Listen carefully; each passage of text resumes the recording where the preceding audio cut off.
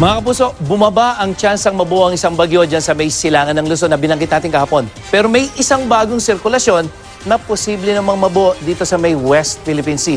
At sa datos ng Metro Weather, mabubuo yung nasabing sirkulasyon dyan sa labas ng Philippine Area of Responsibility. Posibleng bagyo yan sa Biyernes. At halos walang tsansa na pumasok ito sa PAR. Makikita nyo papalayo dito sa atin.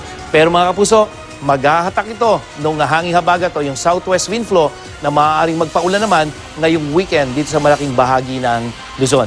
Apektado naman ang Intertropical Convergence Zone o ITZZ ang Southern Luzon, buong Visayas at Mindanao. Kaya manatiling I am ready sa ulan na dala ng weather system na ito. At sa Metro Manila, magiging maulap at posible ang ulan bago mananghalian hanggang bukas ng gabi.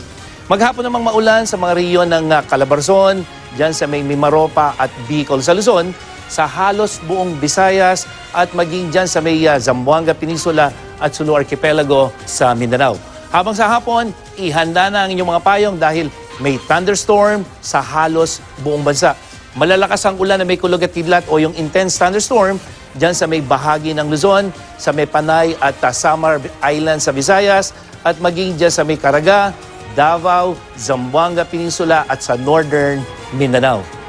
Yan ang latest mula sa GMA Weather. Ako po si Nathaniel Cruz. Magplano para sigurado. I am ready.